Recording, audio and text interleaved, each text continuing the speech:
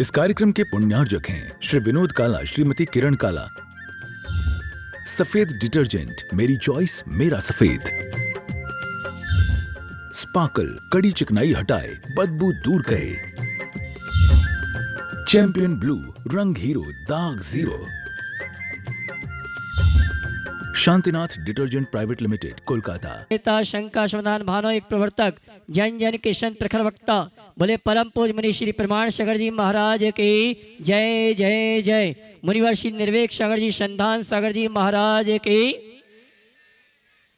झीलों की नगरी भोपाल की स्मार्ट सिटी से टीटी नगर दिगंबर जैन मंदिर से सायंकालीन टीवी चैनल का बहुचर्चित विश्वविख्यात शंका समाधान के कार्यक्रम में हम और आप अपनी शंकाओं का समाधान प्राप्त करें। उसके पूर्व आपसे कहना चाहूँगा, आज प्रातःकाल की वेला में टीटी नगर दिगंबर जैन मंदिर ने एक बहुत बड़ा इतिहास रचा है। उत्साह उमंग के साथ आज महापात्रों का चुनाव का कार्यक्रम संपन्न हुआ।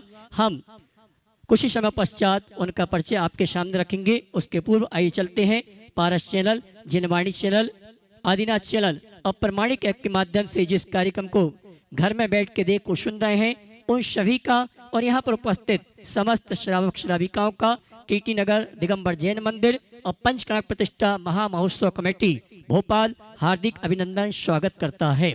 चलते हैं प्रतिदिन की भांति परम पूज मुनिवर के शिष्य नमन करते आशीर्वाद प्राप्त करेंगे और निवेदन करेंगे। शंका समाधान के कार्यक्रम के लिए दोनों हाथ जोड़ लेंगे, हाथों को श्रीफल बनाएंगे और मेरे साथ दोहराएंगे। बोलेंगे, हे मुनिवर नमोस्तु नमोस्तु नमोस्तु। और आइए गुरुवर के आशीर्वाद से हम और आप अपनी शंकाओं का समाधान प्राप्त करें। उसके पूर्व आज जिन्होंने गुणायतन से जुड़ने का अवसर प्राप्त किया है, मैं सम्मान सहित आमंत्रित करूंगा।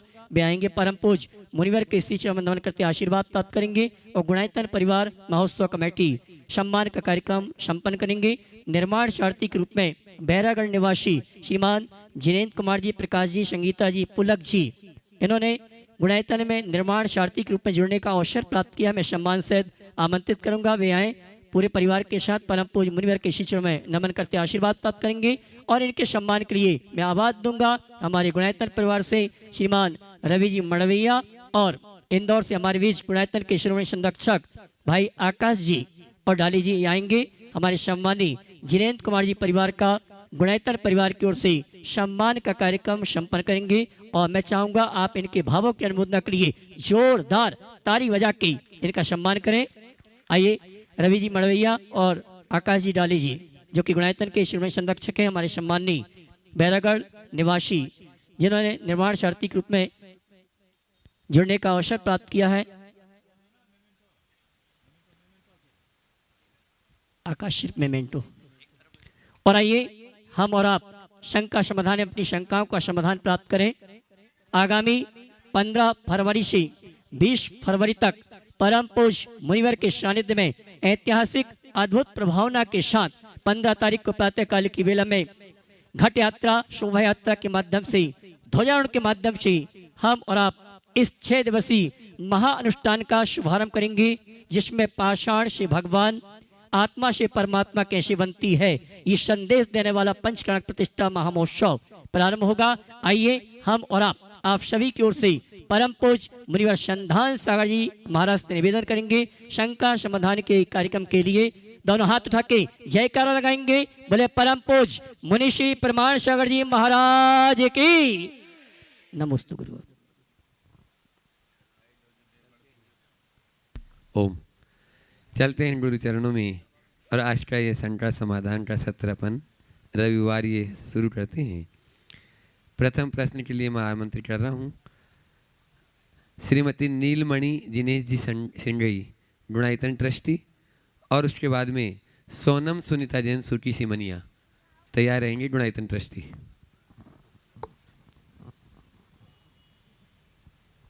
जिनका नाम बोलूँ वे खड़े हो जाएं ताकि प्रश्न वहाँ माइक पहुँच सके। विद्यासागर जी महाराज की जय।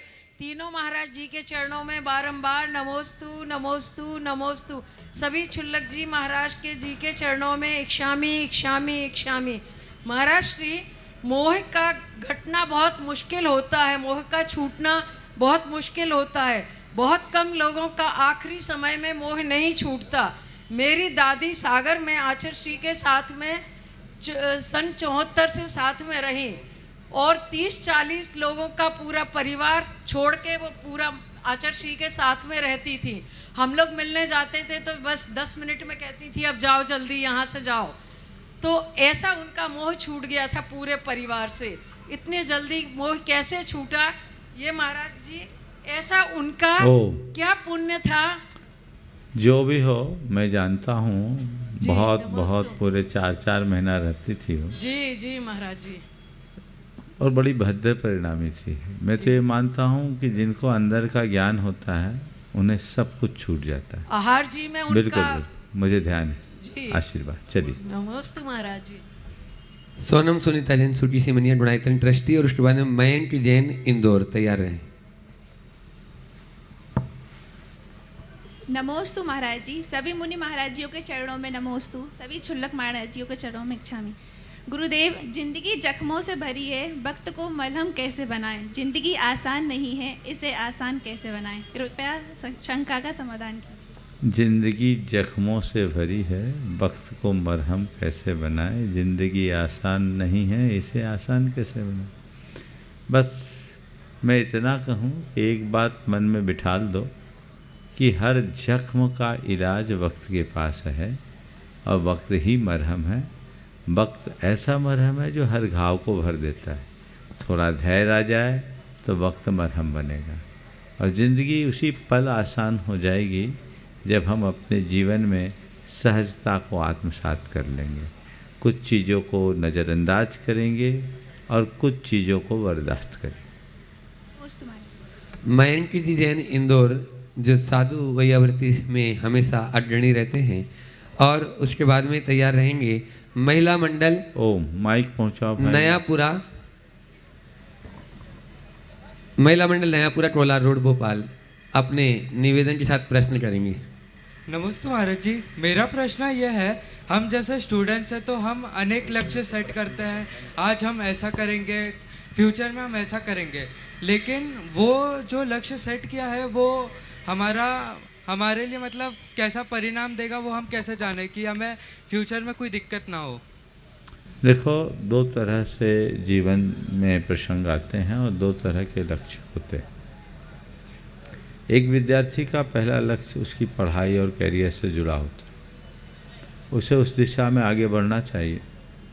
लेकिन हमें कोई भी निर्णय लेने के दो आधार हैं, एक खुद का अनुभव और दूसरा अनुभवियों का मार्गदर्शन। अल्प उम्र में जीवन में अनुभव कम होता है, इसलिए कई बार हमारे निर्णय हमारे लिए भारी पड़ जाते हैं। तो हम अपने अनुभव से सीख लें और जब तक अपने आप को अनुभव में परिपक्व महसूस न करें तब तक अनुभवियों का मार्गदर्शन लें, रास्ता ठीक रहेगा। ओम। नमस्ते महाराज जी। कोलार रोड नयापुरा महिला मंडल यहाँ पर उपस्थित है, वे अपना प्रश्न करें और उसके बाद में डॉक्टर स्वाति जैन जो पुत्री हैं डॉक्टर अशोक सविता जैन की, शिरोमणि संरक्षक गुणायतन। नमोस्तु महाराज जी। नयापुरा महिला मंडल वामा देवी के द्वारा आपका कलशारोहण के लिए निवेदन है और महाराज जी हम सबका प्रश्न ये है, बीमारी अगर हमारे पाप कर्म के उदय से आती है तो क्या दवाई पाप कर्म के पुण्य में बदल देती है? बहुत अच्छा सवाल।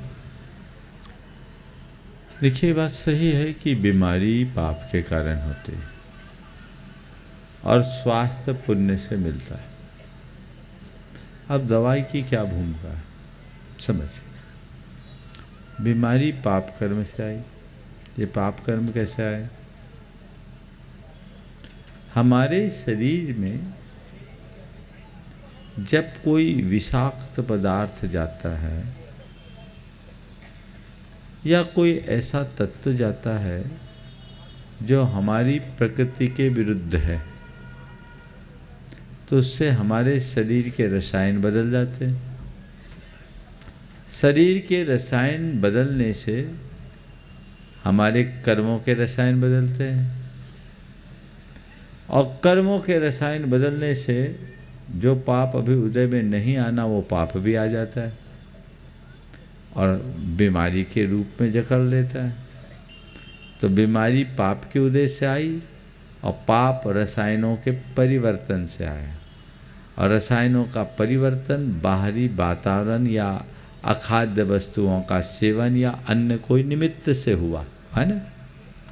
अब इसी के उलट जब हमने दवाई ली तो औषधि लेने से वो जाके क्या किया, हमारे शरीर के रसायनों में परिवर्तन किया।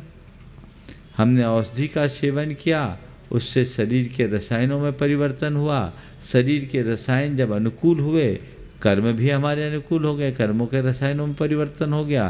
तो जो पाप का वेग आ रहा था वो कम हो गया और पुण्य जाग गया। हम बीमार थे, अब स्वस्थ हो गए। समझ में आया कि नहीं आया? ये इसकी पूरी केमिस्ट्री है। समझ गए? कर्म अपना फल द्रव्य छेद काल भाव के अनुसार देता है। और इसमें एक बात और ध्यान रखने की है कि जब तक आपका पुण्य का योग नहीं होगा तब तक दवा भी नहीं मिलेगी, डॉक्टर भी नहीं मिलेगा, लगेगी भी नहीं। ये सब निमित्त नैमित्तिक संबंध है। समझ गए? इसलिए दोनों चीज़ों को एक साथ जोड़कर चलना चाहिए। नमोस्तु महाराज जी, नमोस्तु। डॉक्टर स्वस्ति जैन सुपुत्री अशोक जी, डॉक्टर अशोक जी, सविता जी जैन, शिरोमणि संरक्षक गुणायतन। और उसके बाद में एक बालक है, छोटी सी उम्र में बहुत ही अपनी कलम से बहुत सुंदर चित्र आचार्य श्री जी और पूज्य महाराज श्री जी का बना के लाया है, वो तैयार रहेगा अपने माता पिता के साथ। सभी महाराज जियों के चरणों में त्रय बार नमोस्तु। सभी इच्छामी जी के चरणों में त्रय बार, सभी एलक जी के चरणों में त्रय बार इच्छा। महाराज जी मैं पीजी की तैयारी कर रही हूँ अभी। तो कभी टेस्ट देते हैं या कुछ पढ़ाई में कुछ नहीं समझ आता है, टेस्ट में उतने मार्क्स नहीं आ पाते हैं, तो तनाव हो जाता है काफ़ी। तो उस कंडीशन में पढ़ाई भी उतनी इफ़ेक्टिवली नहीं हो पाती। तो हम वैसे में क्या कर सकते हैं? बहुत अच्छा, ये सवाल अकेला तुम्हारा नहीं, बहुतों का है। सबसे पहली बात मैं कहता हूँ कि सबको पढ़ाई करना चाहिए पर प्रेशर नहीं रखना चाहिए। हमने पढ़ाई की है, टेस्ट देंगे, जितना बनेगा उतना लिखेंगे, नहीं बनेगा फिर देखेंगे। दिमाग पे प्रेशर क्यों रखना? समझ गए? हम अपने द्वारा जितना एफर्ट कर सके करें, रिजल्ट जो आए उसको एक्सेप्ट करें, क्योंकि इससे दिमाग में प्रेशर रखने से और जो आता है वो भी भूल जाते हैं। तो हमको प्रेशर रखना ही नहीं, अपना कॉन्फिडेंस अच्छा रखना है, पढ़ाई मन लगा के करना है और खूब भाव से भरकर अपना पेपर देना चाहिए। लेकिन ये जो प्रेशर होता है कि इस बार मुझे निकालना ही है, कहीं बिगड़ ना जाए, नहीं, मैं पेपर दे रही हूँ, निकलेगा, इस ख्याल से लिखो। और फिर नहीं निकला तो फिर देखेंगे, अगली बार देखेंगे, फिर देखेंगे, उसमें क्या सोचने की बात। माइंड पर प्रेशर बिल्कुल मत लाओ। और तुम ये सोचो कि मेरा ग्रेजुएशन तो हो गया, MBBS तो हो गया ना, अब प्रेशर का कोई दिमाग में काम नहीं। करियर को लेकर अब बहुत ज़्यादा चिंता करने की ज़रूरत नहीं, वो भी हो जाएगा, आज नहीं तो कल होगा, एक प्रयास में नहीं होगा तो दूसरे प्रयास में होगा, पर परेशान नहीं होना। समझ गए? तो आज से दिमाग से प्रेशर हटा दो। अब पेरेंट्स से भी मैं कहूँगा, बच्चों को पढ़ाई के लिए प्रेरणा तो दो, प्रेरित करो, पर प्रेशर मत डालो, उन पर दबाव मत डालो। दबाव मुक्त अध्ययन ही सही काम करता है। जब मन में दबाव बढ़ जाता है तो आती हुई बात भी लोग भूल जाते हैं। मास्टर एरांस जैन जो एलएच श्री आदित्य सागर जी के परिवार से भी संबंध रखते हैं, अपने माता पिता के साथ में बहुत सुंदर से आचार्य श्री जी का और पूज्य गुरुदेव का चित्र बनाकर यहाँ की ट्रस्ट कमेटी, अमर जी आ जाएं, और जो कुबेर परिवार भी हो गए, अध्यक्ष भी हैं पंच कल्याण कमेटी के और यहाँ के अध्यक्ष भी हैं, और साथ में सौदरमिंद्र भी जी आ जाएं, राजेश जी, और वे दोनों चित्र यहाँ पर मंदिर जी के लिए समर्पित कर रहे हैं। राजेश जी आप भी आ जाएं। राजेश जी कोयला परिवार है। आप लोग की तालियों में कमी है, जोरदार तालियां बजा दीजिए। आचार्य श्री गुरुदेव और एक प्रश्न भी है अपने इसी एरांस बच्चे ने बनाया, ये दोनों चित्र।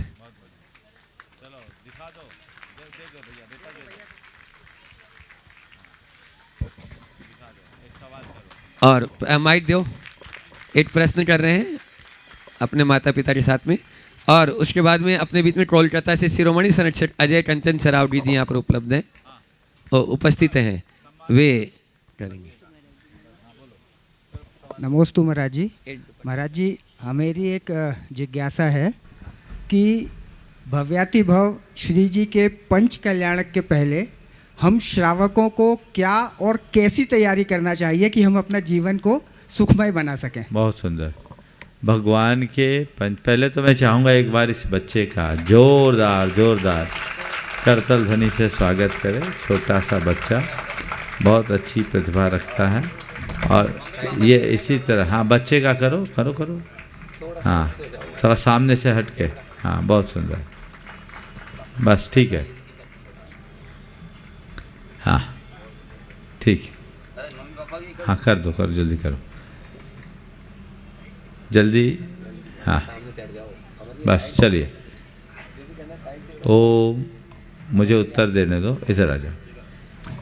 भगवान के पंच कल्याणक करने से पूर्व हम सबको क्या सोचना चाहिए?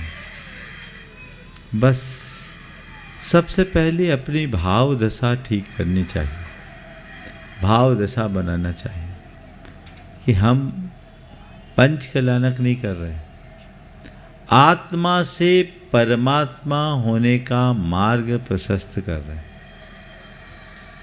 अपने हृदय में तत्व ज्ञान और भाव विशुद्धि को विकसित करना चाहिए। ये पंच कल्याणक कोई प्रोग्राम नहीं है, ये पंच कल्याणक जीवन के रूपांतरण का अनुष्ठान है। हमने मूर्ति को भगवान बना दिया, वो जड़ है। ये पंच कल्याणक तब सार्थक होगा जब हम अपनी चेतना को परिष्कृत कर अपने जीवन में परिवर्तन लाएंगे। ये हमारे सम्यक दर्शन का कारण बने, ऐसा प्रयास करें। इस तरह की कोशिश और प्रयास जब हम करते हैं तब हमारी भाव विशुद्धि बढ़ती है। कई बार लोग चूक कर जाते हैं, मैंने बोली ले ली, मैंने इतना द्रव्य दे दिया, मेरा नाम हो गया, मेरी पहचान हो गई। ये तो बहुत उथली बात है। इसे अपने जीवन के सौभाग्य का सबसे बड़ा क्षण मानना चाहिए और उस क्षण का पूर्ण उपयोग करना चाहिए। मेरे लिए जीवन का इससे अच्छा अवसर नहीं। और पंच कल्याणक में पात्र बनने का सौभाग्य पैसों से नहीं होता, पुण्य से मिलता है। उसके लिए बहुत बहुत भावना भानी पड़ती है, तब कहीं जाकर स्थितियां ऐसी बनती। इसलिए मैं जितने लोग पात्र बने हैं उन सब से कहूँगा कि अब अपनी पात्रता को बढ़ाओ। बोली लेके पात्र तो बन गए, पात्रता आपको खुद विकसित करनी होगी। मन को अहोभाव से भरिए, विशुद्धि से भरिए, जीवन का काया पलट होगा। वो प्रयास बहुत अच्छा। कोलकाता से अपने बीच में अजय कंचन जी सरावगी, शिरोमणि संरक्षक गुणायतन, वे अपना प्रश्न माइक पहुंचाए वहां तक, पहले से पहुंचा दिया। एक कार्यकर्ता माइक को पहुंचाओ दो। और उसके बाद में जो आज सवेरे आप लोगों ने नज़ारा देखा यहाँ का पंच कल्याण के पात्रों में, उसमें डॉक्टर अनुपम जी पंडित जी ध्वजारोहण जिनके कर कमलों से होगा, उनकी सुपुत्री और परिवार के साथ में यहाँ पर उपस्थित है, वे अपना प्रश्न करेंगे। भगवान के चरणों में नमोस्तु नमोस्तु नमोस्तु। सभी क्षुल्लक महाराज जी के चरणों में इच्छामी। भगवान, मैं पिछली बार जब आया था तो मेरे कुछ प्रॉब्लम थी हाथ में, और आपने उस हाथ को अपने हाथ में लिया और वो उसी क्षण वो प्रॉब्लम दूर हो गई। हमने 64 ऋतुओं के बारे में, मुनियों के बारे में बहुत सुना है, लेकिन मैंने तो प्रत्यक्ष देखा है भगवान कि ये 64 रिद्धिधारी मुनि आप जैसे ही हो सकते हैं। दूसरा, अभी मेरी वाइफ पिछले दिनों गर्भ अवस्था में थी और भारतवर्ष के सभी बड़े डॉक्टरों ने ये कह दिया था कि इस बच्चे को अवॉइड कर दीजिए। उस समय आपने मुझे भावना योग करने बोला और बोला कि ये कुछ नहीं होगा, इस पर तुम विश्वास रखो, आगे चलो। और आज मेरा बच्चा 1.5 साल का है और वो कुछ भी नहीं हुआ उसे। भगवान ये चमत्कार ही है और आपका आशीर्वाद ही है, तभी मैं यहाँ इस तरह आज आ पा रहा हूँ। दे दो माइक बच्चे को। हाँ ले लो बाबू, चलो ठीक है। देखो भाई, मुझे नहीं मालूम कि तुम कब मेरे पास आए और मैंने कब तुम्हारा हाथ पकड़ा, पर किसी के हाथ पकड़ लेने से अगर उसका उद्धार हो जाए तो मैं तो सबका हाथ पकड़ने को राजी हूँ।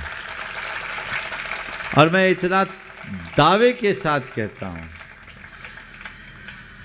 जो मेरा हाथ पकड़ लेगा उसका उद्धार पक्का है।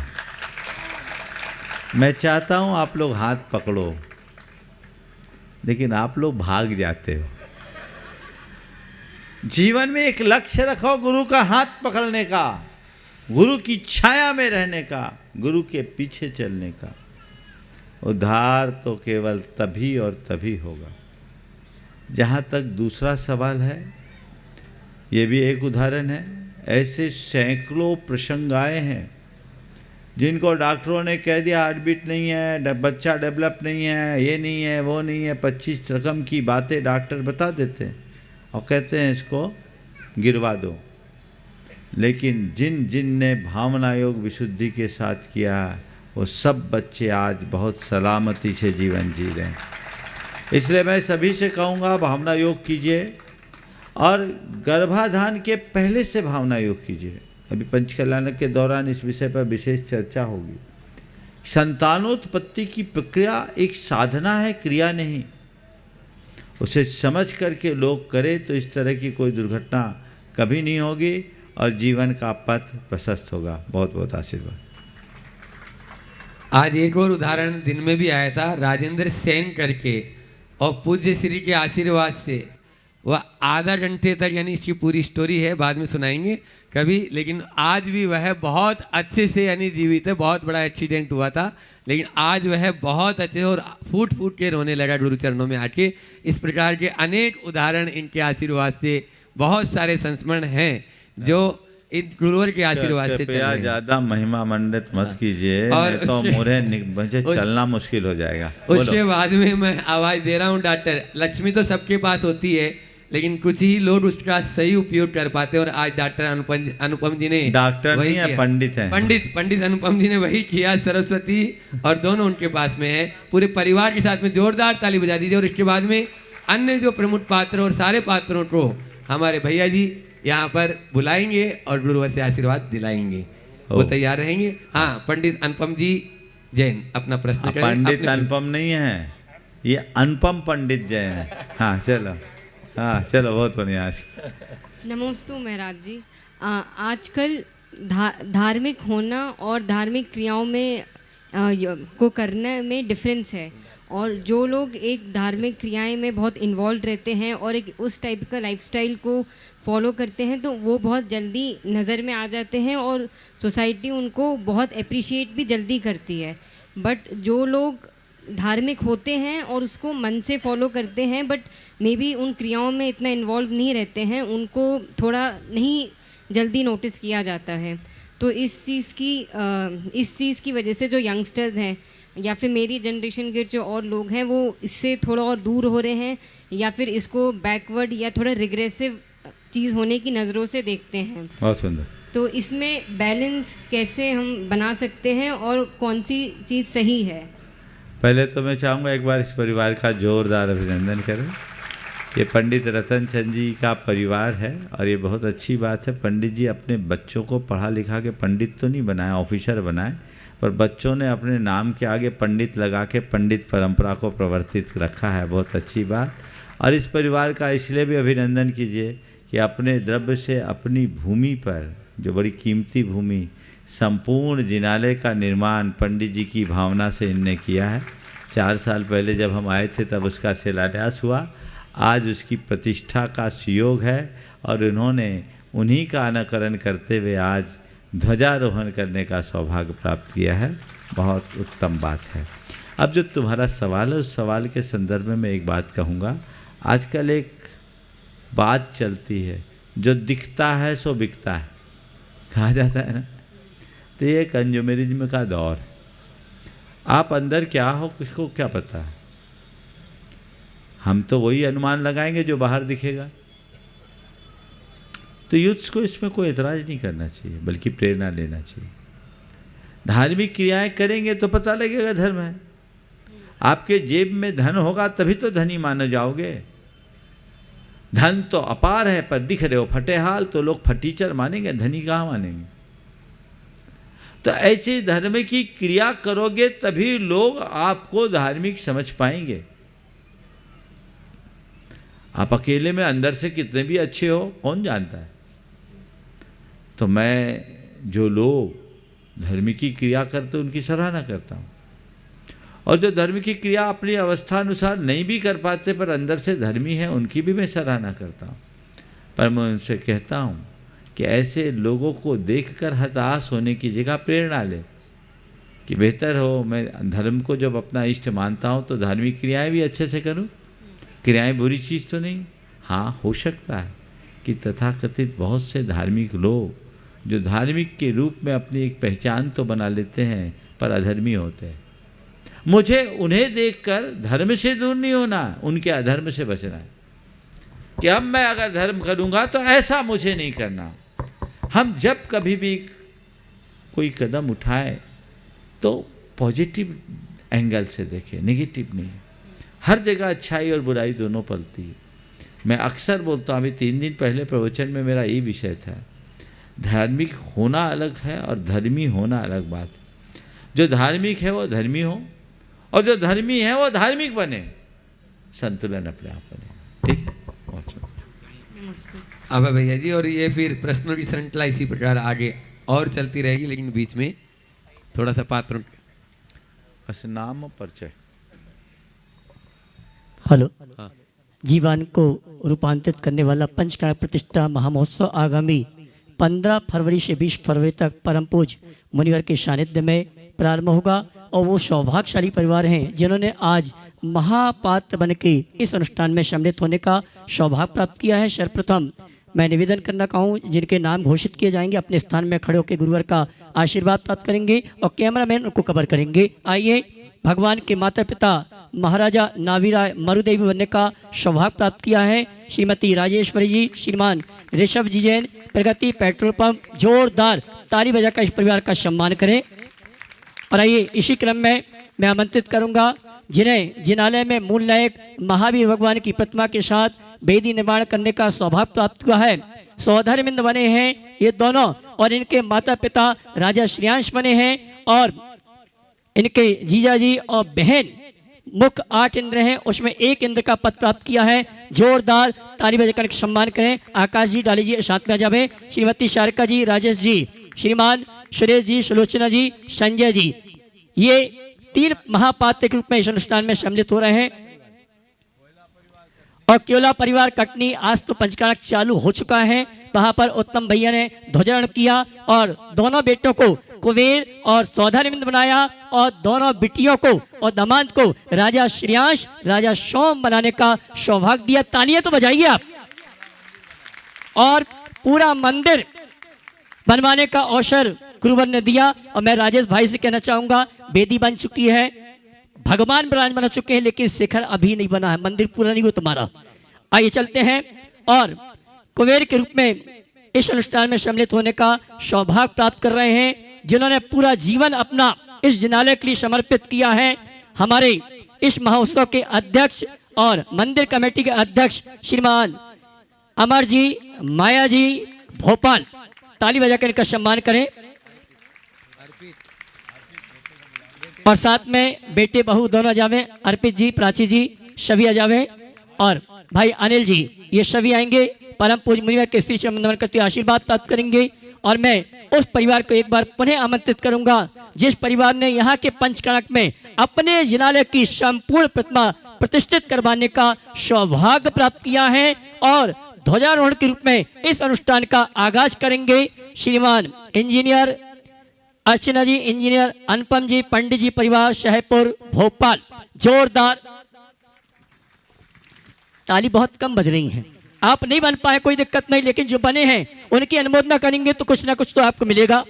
और आइए महायज्ञ नायक के रूप में सौभाग्य प्राप्त किया है जिन्होंने जिनालय की 3 वेदी 3 प्रतिमा और शिखर बनाने का सौभाग्य प्राप्त किया है श्रीमती रंजना जी, श्रीमान सुनील जी जैन, राजहंस परिवार, जिन्होंने पारसनाथ भगवान की प्रतिमा, शांतिनाथ भगवान की प्रतिमा और पद्म प्रभु भगवान की प्रतिमा के साथ तीनों वेदी और एक तरफ का पूरा शिखर मंदिर बनाने का अवसर प्राप्त किया। अगर उपस्थित हैं वे आए परम पूज्य मुनिवर के श्री चरण नमन करते आशीर्वाद प्राप्त करेंगे। इसी क्रम में तालियां तो बजाइए आप लोग। और आइए एक परंपरा पिताजी ने चालू की थी, उसका निर्वाह भी बेटे ने किया। चक्रवर्ती पिताजी बने थे तो बेटे ने भी चक्रवर्ती बनने का अवसर प्राप्त किया। वैसे कुबेर बनने के भाव थे, लेकिन उन्होंने कहा बनेंगे तो चक्रवर्ती ही। श्रीमती विद्या देवी चक्रवर्ती परिवार, श्रीमती अलवी, श्रीमान प्रभात जैन चक्रवर्ती परिवार, जिन्होंने इस अनुष्ठान में भरत चक्रवर्ती बनने का अवसर प्राप्त किया। आपकी तालियां बहुत कम बज रही हैं। और इसी क्रम में बाहुबली बनने का सौभाग्य प्राप्त किया है जिन्होंने इस जिनालय में विधि नायक प्रतिमा, अच्छे से खड़े हो जाओ भैया, कैमरा में कवर करना अच्छे से। और आइए बाहुबली बनने का सौभाग्य प्राप्त किया है जिन्होंने इस जिनालय में विधि नायक प्रतिमा विराजमान करने का अवसर प्राप्त किया है डॉक्टर प्रदीप जी, श्रीमती अनीता जी, इंजीनियर अनंत जी, जिन्होंने इस अनुष्ठान में बाहुबली बनने का अवसर प्राप्त किया। तालियां तालियां। और राजा श्रीनाथ के लिए मैंने नाम घोषित कर दिया है श्रीमती सुलोचना जी, श्रीमान सुरेश जी, क्योला वाला परिवार, एक बार ताली बजा के सम्मान करें। और इसी क्रम में राजा सोम बनने का सौभाग्य प्राप्त किया है चूना भट्टी, कोलार रोड, भोपाल से श्रीमती राकी जी, श्रीमान अमित जी जैन, राजा सोम। और ईशान इंद्र के लिए सौभाग्य प्राप्त किया है जिन्होंने इस जिनालय में शीतलनाथ भगवान की प्रतिमा 3री मंजिल में विराजमान करने का अवसर प्राप्त किया। इनके भाव थे भगवान के माता पिता बनने के, लेकिन वो सौभाग्य प्राप्त नहीं कर पाए। लेकिन उन्होंने संकल्प लिया था कि हमने जो घोषणा की है वो राशि आप घर में नहीं रखेंगे, कुछ न कुछ पात्र जरूर बनेंगे। श्रीमती सीमा जी, श्रीमान सुरेंद्र कुमार जी जैन, जो कि हमारे अमर चंद जी के समधी साहब हैं, इन्होंने। और इस जिनालय के कोषाध्यक्ष ताली बजाकर का सम्मान करें। इसी क्रम में शरद कुमार इंद्र बनने का अवसर प्राप्त किया है श्रीमती वंदना जी, श्रीमान मुकेश जैन सतपुरिया परिवार, जिन्होंने शरद कुमार इंद्र बनने का अवसर प्राप्त किया। मैं सम्मान से आमंत्रित करूंगा वे आए परम पूज्य मुनिवर के श्री चरण में नमन करते हुए आशीर्वाद प्राप्त करें और पात्र बन के ऐसी पात्रता, ऐसी विशुद्धि अपने जीवन में लाए कि हमारे जीवन में वो अवसर आ जाए। तालियां तालियां। और आइए महामंडलेश्वर के रूप में श्रीमती डॉक्टर रचना जी, डॉक्टर अतुल जी सिंगई, कोयपिजा भोपाल, जिन्होंने महामंडलेश्वर, सुपुत्र महेश जी सिंगई, पूर्व अध्यक्ष पंचायत सभा, इनके बेटे और बहू को, आइए अतुल जी। और जो 8 इंद्र और हैं ये भी विशेष हैं।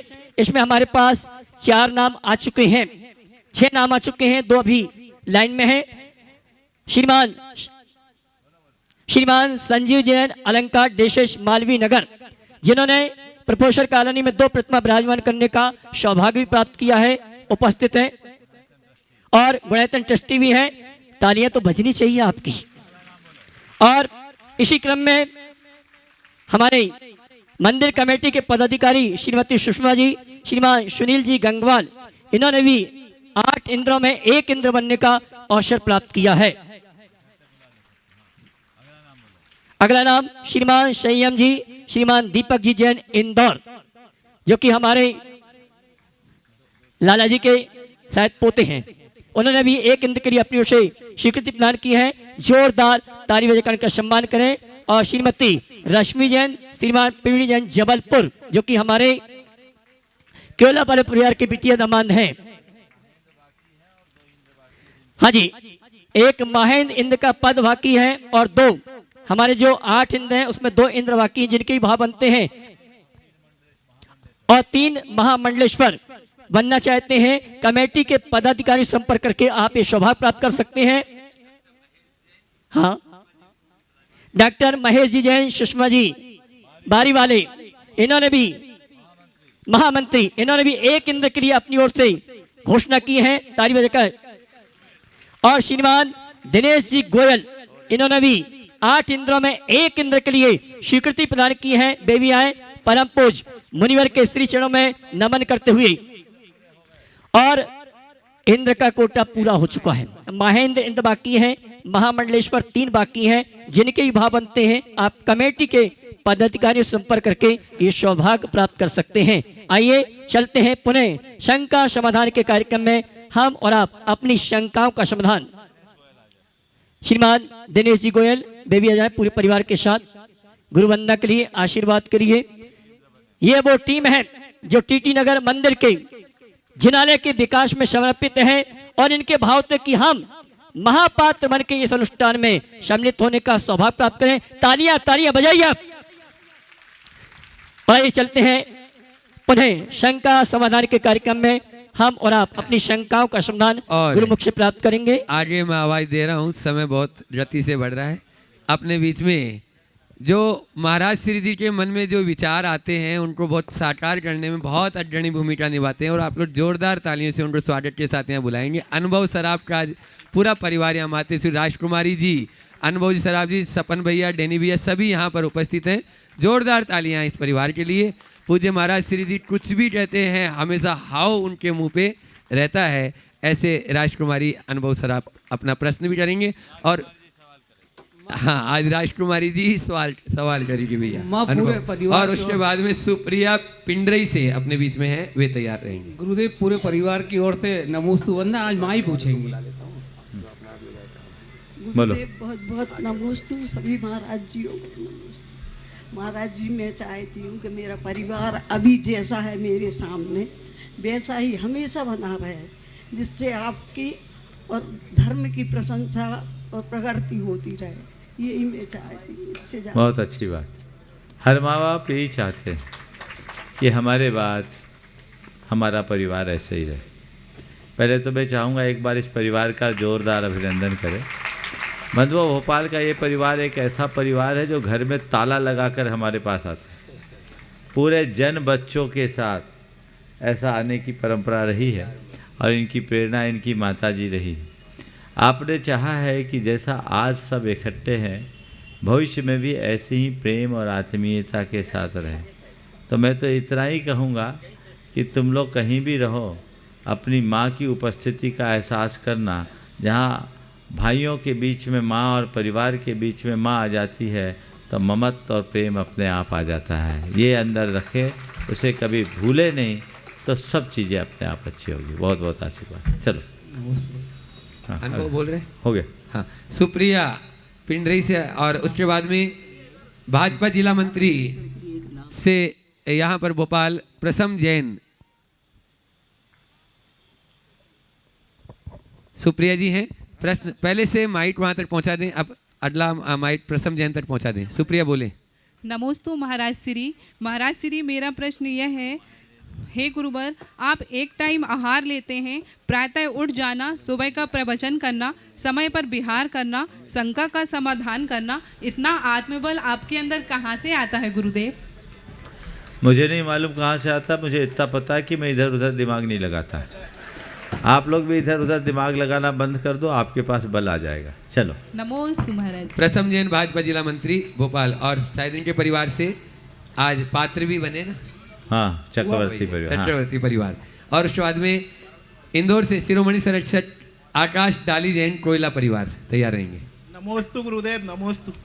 मेरा प्रश्न ये था गुरुदेव कि हमारे जैन समाज में युवाओं को राजनीति में आना चाहिए नहीं, इस लोकतंत्र के देश को बचाने के लिए और पाना चाहिए, तो राजनीति और व्यापार को कैसे मैनेज करते हुए चलना चाहिए युवाओं को? देखिए, समाज में युवाओं को राजनीति में आना बहुत अच्छी बात है, पर उन्हें समाज की राजनीति से दूर रहना चाहिए। हमारे युवा राजनीति में अपना राजनीतिक प्रभुत्व और प्रभाव जमाए, लेकिन समाज की राजनीति से दूर हों। दुर्भाग्य है कि हमारी युवाओं का गलत तरीके से उपयोग किया जाने लगा है और हमारा युवा अपनी सारी प्रतिभा को समाज की राजनीति में खपाने लगा है, जबकि युवा को सृजनशील होना चाहिए और रचनात्मक दिशा में काम करना चाहिए। यदि रचनात्मकता के साथ युवा बढ़ने लगे तो बहुत अच्छे परिणाम आएंगे। इसलिए मैं यही कहूँगा, राजनीति के क्षेत्र में आगे बढ़ो। अब रहा सवाल व्यापार और राजनीति के मध्य कैसे संतुलन बनाएं, तो देखो भाई, आज के समय की राजनीति जो है बड़ी विचित्र है। पैसा कमाने के लिए राजनीति में मत जाओ, इतना पैसा कमा लो, व्यापार को इतना सेट कर लो कि राजनीति में जाओ तो भी परेशानी ना हो, तब आगे बढ़ना मेरी राय में ज़्यादा अच्छा।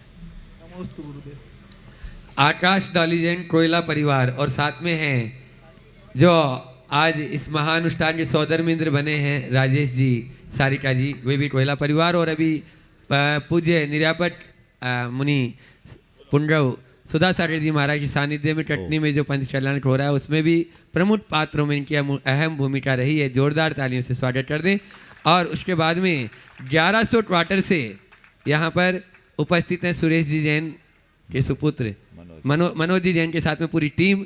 वे अपना प्रश्न भी करेंगे और निवेदन भी। बोलो। मुनि श्री जी के चरणों में कोटि कोटि प्रणाम। छुल्लक जी को नमोस्तु, इच्छामी इच्छामी। महाराज जी, मेरा प्रश्न है कि आज मेरी देवरानी सारिका को सौधर्मेंद्र की पदवी मिली, तो इनने ऐसा क्या पुण्य किया होगा कि आज ये पदवी इनको मिली है? देखो, एक बात बताऊं, मैं तो मानता हूं आज इनका बड़ा पुण्य उदय में आया। इंद्र तो कोई बनते, सौधर्मेंद्र भी कोई बनते हैं, सब भावना से बनते हैं। लेकिन पिछले 1.5 महीने से मैं जो देख रहा हूँ, इनकी भावना बड़ी उत्कृष्ट रही है। आज सुबह तक तो इनकी ये स्थिति थी जैसे कोई बच्चा पेपर के दिन अपने आप में धुकपुक चलता है। इनके मन में था कहीं ऐसा ना हो जाए कि मेरे हाथ से मौका निकल जाए। मैं ये समझता हूँ जिसकी इतनी प्रबल भावना होती है वही परिणाम पाता है। और एक रहस्य का उद्भेदन कर दूँ, एक व्यक्ति आज से 6 दिन पहले मेरे समक्ष सौधर्मेंद्र बनने का भाव व्यक्त किया था। और वो एक ऐसा व्यक्ति था, नाम तो नहीं लूँगा, लेकिन वो ऐसा व्यक्ति था कि वो मैदान में आता तो उसको लेना ही था। लेकिन संयोग से 2 दिन पहले ही उसको कुछ ऐसी अर्जेंसी आ गई कि इस डेट में वो सुलभ नहीं रह सकता। तो वो कहा कि अब मेरा भाग्य आज साथ नहीं दे रहा, मुझे पीछे रहना पड़ेगा, और वो पीछे हट गया। मैं समझता हूँ ये तुम्हारा भावना योग काम कर गया। हाँ, क्या बोल रहे? ये भी बनना ही था। हाँ, वही तो मैं बोल रहा हूँ ना, बनना ही था। मैंने इससे यही कहा था कि बनना है कि बनना ही है। आपको तो मैंने बनना है बोला, मन में बनना ही है बोल दिया था। ठीक है, तो ये प्रभाव था, क्योंकि भावना तो कईयों की होती है, पर केवल भावना से काम नहीं होता। भावना में प्रगाढ़ता होनी चाहिए, धुन लगनी चाहिए, तब काम होता है। और निश्चित ऐसे ही व्यक्ति को बनना चाहिए जिन्हें भगवान विराजमान करने का सौभाग्य मिला, वेदी विराजमान करने का सौभाग्य मिला, तो बनना ही चाहिए।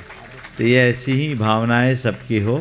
और अब मन में ऐसा भाव जगाओ कि बोली लेके सौधर्मेंद्र तो बन ही गए, प्रभु मेरी आत्मा की पात्रता ऐसी विकसित हो कि हम साक्षात सौधर्मेंद्रत्व को प्राप्त कर सके और अपने जीवन को धन्य कर सके। बहुत बहुत आशीर्वाद। और अब मनोज जी जैन शिरोमणि संरक्षक गुणायतन 1100 क्वार्टर से अपनी पूरी टीम के साथ में, और उसके बाद में अक्षान जी पुष्पेंद्र जी जैन तैयार हैं। गुरुदेव नमोस्तु नमोस्तु नमोस्तु।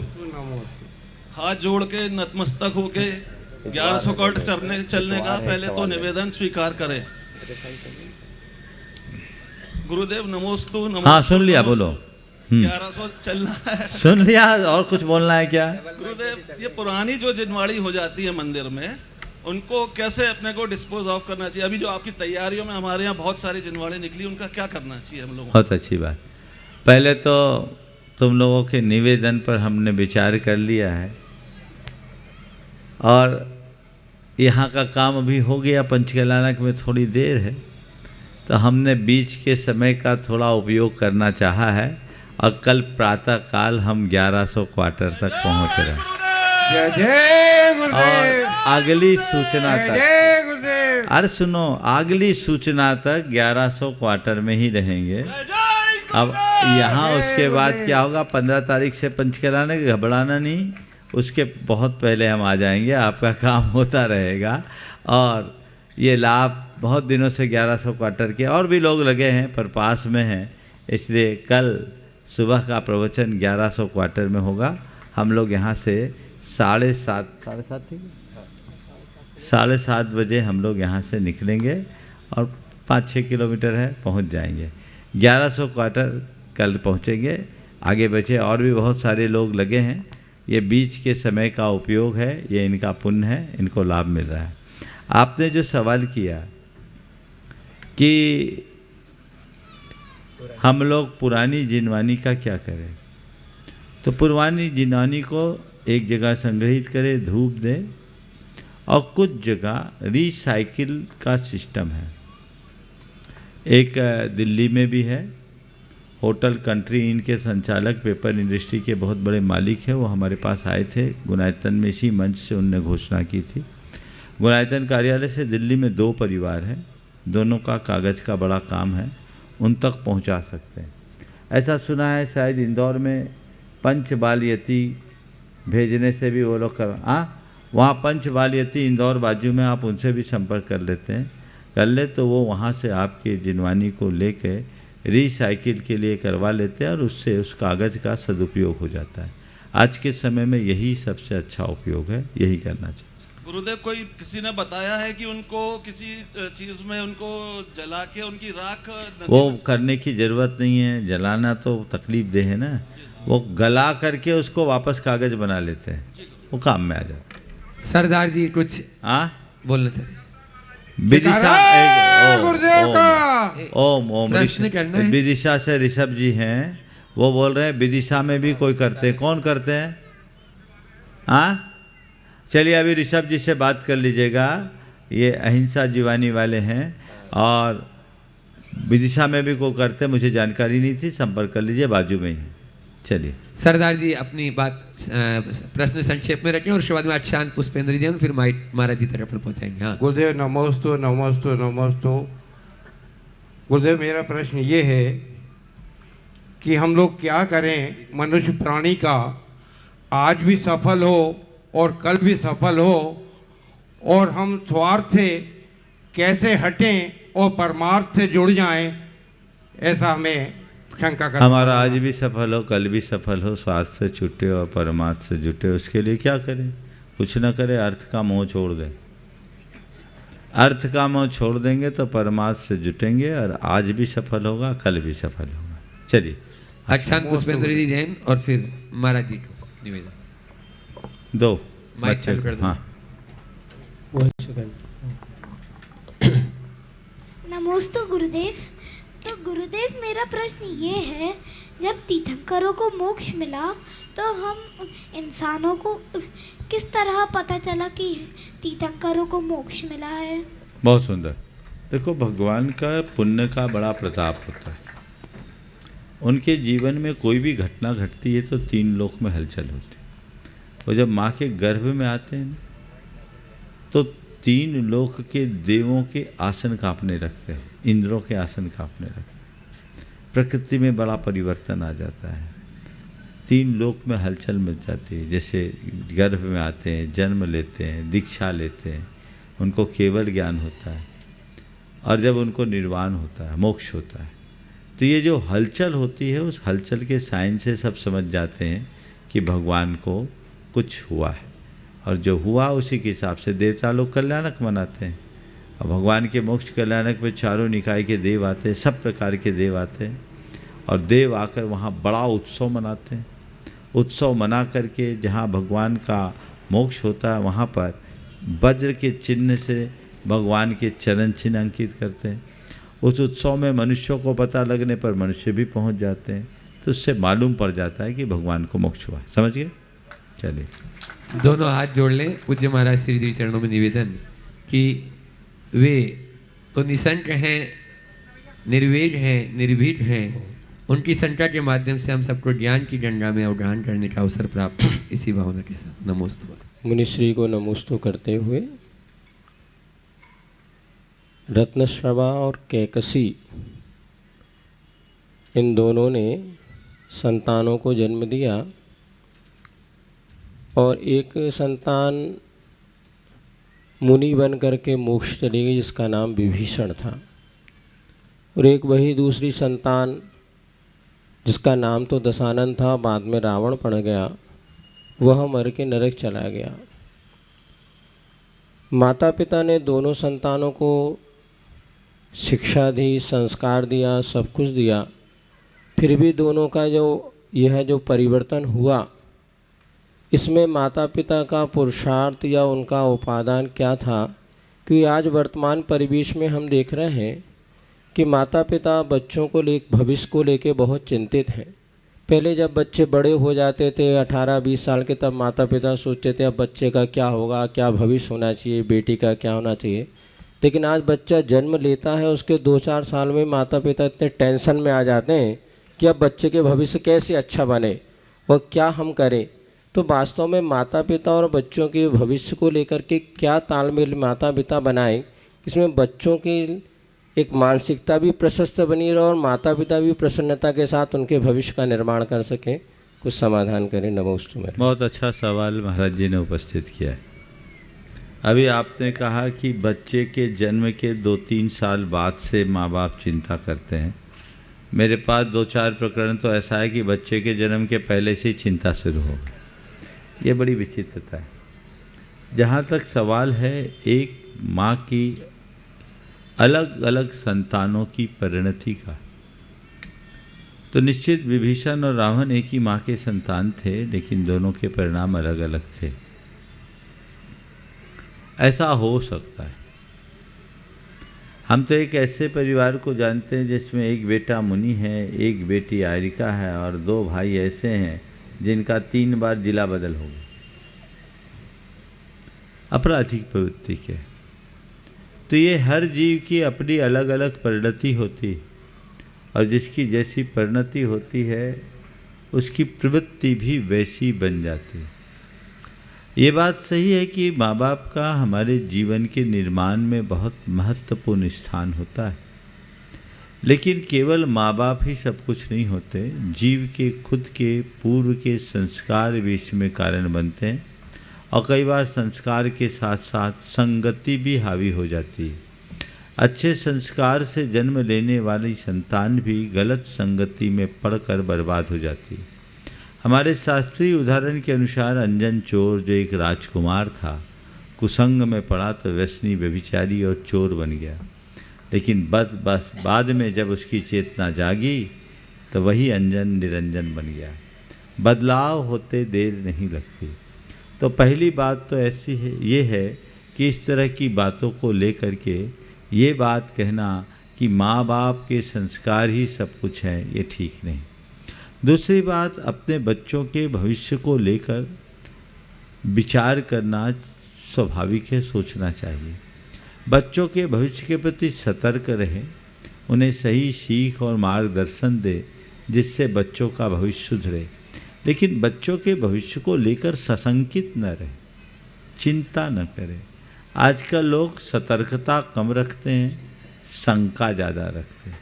शंका करने से परिणाम बिगड़ जाते हैं और उस शंकालु प्रवृत्ति के कारण आप अपने बच्चों के प्रति अपना व्यवहार जो होता है बड़ा पॉजिटिव कर लेते हैं, जबकि आपको अपने संतान के प्रति पॉजिटिव रहना चाहिए, उन पर भरोसा भी करना चाहिए और उनको प्रेम भी देना चाहिए। उन्हें कुछ ऐसी सीख और हिदायतें समय समय पर आवश्यकता अनुसार देते रहना चाहिए जिससे वे अपनी मर्यादा को समझ सकें और जीवन को उच्छृंखलता से बचा सकें। ज़रूरत से ज़्यादा आग्रह थोपने से भी बच्चे बिगड़ जाते हैं, उनका मन आहत होता है। हमें ऐसी प्रवृत्तियों से अपने आप को बचा के रखना चाहिए और बच्चों के साथ तालमेल बना करके जीने का प्रयास करना चाहिए। यदि ऐसा करे तो उसके परिणाम बहुत अच्छे होंगे। आज यहाँ सभी लोगों ने बहुत उत्साह के साथ अपनी भागीदारी सुनिश्चित की। अब जो जो पात्र बन गए हैं अपने भाव विशुद्धि को बढ़ाइए, जो वंचित रह गए हैं वे भी अपना पुण्य जगाइए और बाकी लोग भी ऐसा उल्लास जगाएं कि स्मार्ट सिटी में जितना भव्य मंदिर बन रहा है पंच कल्याणक भी उतनी ही भव्यता के साथ बल्कि उससे कहीं अधिक भव्यता के साथ हमें संपन्न करना है। आप लोग पूरी तैयारी कीजिएगा। हम 1100 क्वार्टर बाजू में ही हैं। आगामी सूचना तक हम लोग वहीं रहेंगे। बोलिए परम पूज्य आचार्य गुरुवर श्री विद्यासागर महाराज की जय।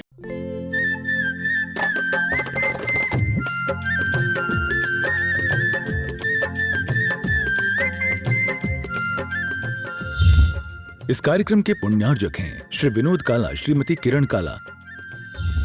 सफेद डिटर्जेंट, मेरी चॉइस मेरा सफेद। स्पार्कल, कड़ी चिकनाई हटाए, बदबू दूर करे।